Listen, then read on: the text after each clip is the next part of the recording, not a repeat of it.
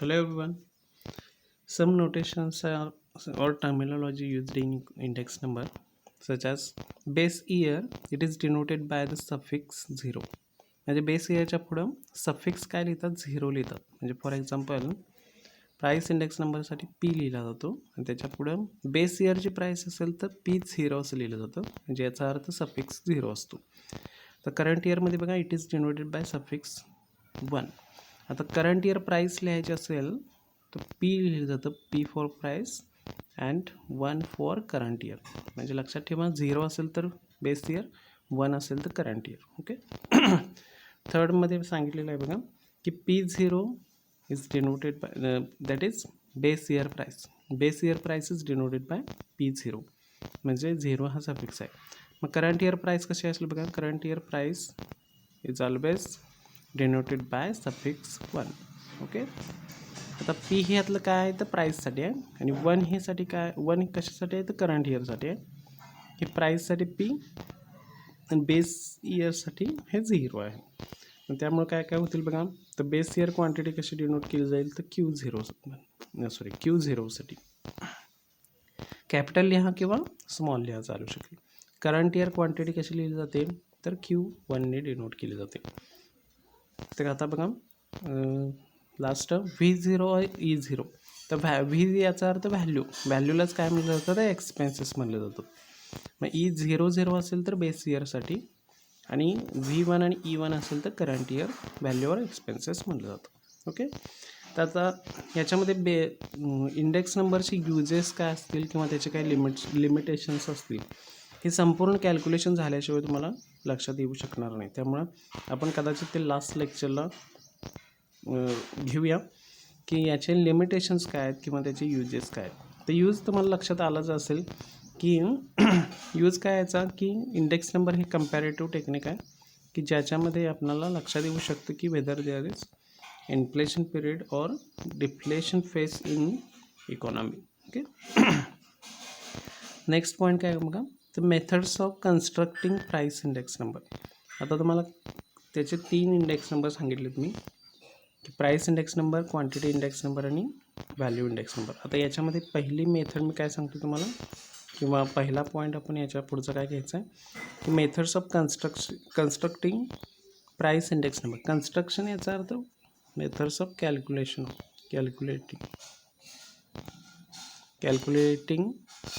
Price index number. Price index number में calculate करण्याच्या methods. There are 2 methods of calculation of price index number. First one is unweighted method and second one is weighted method. आता weighted याचा अर्थ काय की weighted method nothing but numerator and denominator is multiplied by same constant. याचा अर्थ काय बघा की अंशाला आणि छेदाला जर एकाच संख्येने आपण जर गुणलं तर त्याला वेटेड म्हणतात, वेट वापरलं जातं, म्हणजे भार म्हणतात त्याला. तुम्हाला गणितामध्ये तुम्हाला लक्षात आलेलं असेल, ते माहीत असेल तुम्हाला. तर याच्यामध्ये अनवेटेडमध्ये बघूया आपण पहिल्यांदा. अनवेटेड याचा अर्थ याच्यामध्ये कोणताही वेट वापरलं जात नाही. तर आता बघा, there are 2 methods of calculation of unweighted price index number. First one is simple aggregate method and second one is average relative method. Okay. First काय बघा, simple aggregate method. It is that is a price index number is a ratio of sum of current year prices to sum of base year prices summation P0 which is expressed in percentage. आता याचा अर्थ काय बघा, by simple aggregative method price index number is a ratio between sum of current year prices. आता सम of current year price काय होईल बघा. Current year price ही notation काय आहे की P1 आहे. करंट इयर प्राईस इथं सांगितलं, करंट इयर प्राईस P1. आता याची सम करायची, याचा अर्थ काय नोटेशन आहे तर summation to sum of base year prices P0. ही नोटेशन कशासाठी आहे बघा तर बेस इयर प्राईससाठी आणि यांची सम याचा अर्थ summation notation which is expressed in percentage. आता सिम्बॉलिकली नोटेशन काय होईल, फॉर्म्युला काय होईल बघा. P01 याचा अर्थ काय price index number is equal to summation P1 upon summation P0 into 100. तर पर्सेंटेजमध्ये इंडिकेट करण्यासाठी त्याला 100ने मल्टिप्लाय केलं जातं. ओके. तर सेकंड बघा, ॲव्हरेज ऑफ रिलेटिव्ह मेथड. याचा अर्थ काय बघा, तर ॲव्हरेजचे टाईप्स आपल्याला माहीत आहेत, मीन, मेडियन, मोड. ओके. त्यामुळे त्या ठिकाणी 3 मेथड पडतात. मग तुम्हाला सिलेबसमध्ये फक्त मीन मेथड आहे, सॉरी मीन आणि मेडियन मेथड आहे. त्यामुळे दोघांच्या पद्धतीने कॅल्क्युलेशन आपण केलेलं आहे. बेस्ट ॲव्हरेज यातलं कोणतं आहे तर मीन आहे. त्यामुळे याच्यावर जास्त तुम्हाला क्वेश्चन विचारला जाऊ शकतो. तर बघा, bye mean method price index number is a mean of price index numbers calculated for each and every commodity. प्रत्येक कमोडिटीसाठी कॅल्क्युलेट केलेला प्राइस इंडेक्स नंबरचा मीन हा काय असतो, या मेथडनी प्राइस इंडेक्स नंबर असतो. आता सिम्बॉलिकली नोटेशन काय बघा, price index number is equal to, आता मीनचा फॉर्म्युला काय आपण घेत होतो की समेशन एक्स डिवायडेड बाय, त्याच्यामध्ये व्हॅल्यू होत्या, पण या ठिकाणी काय आहेत तर प्राइस इंडेक्स नंबर्स आहेत. त्यामुळे समेशन एक्सच्या ऐवजी summation price index number upon N असं नोटेशन आहे.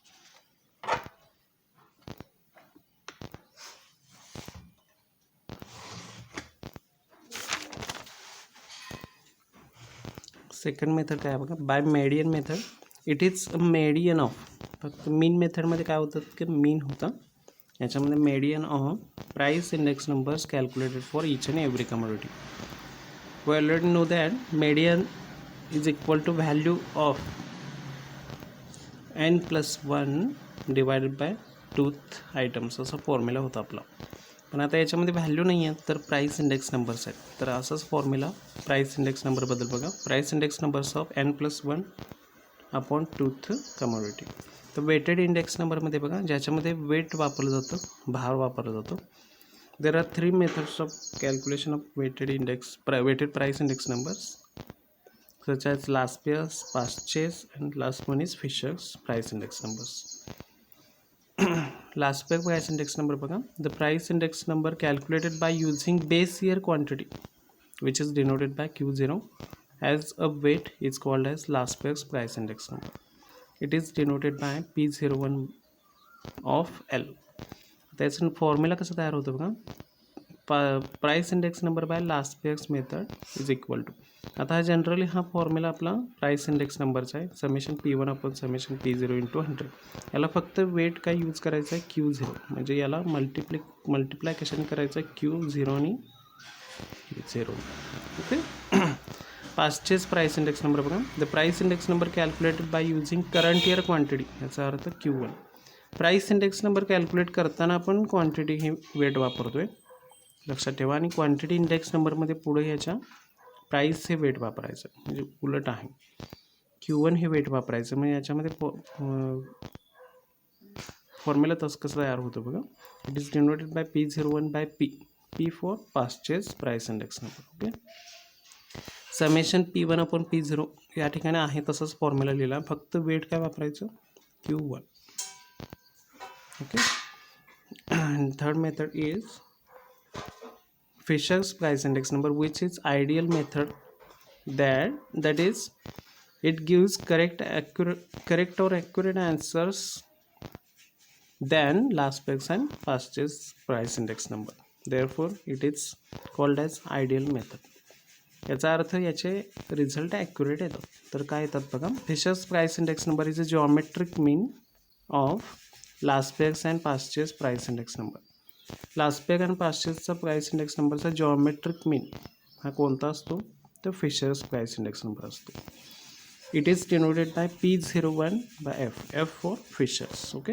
वेअर आता जिओमेट्रिक मीन हा तुम्हाला लास्ट सेमिस्टरला पॉईंट नव्हता, त्यामुळे जिओमेट्रिक मीन कसा कॅल्क्युलेट केला जातो तर बघा, तर प्रत्येक जे काही कॅल्क्युलेशन असतील त्यांचं मल्टिप्लिकेशन करून त्याचा स्क्वेअर रूट घेतला जातो.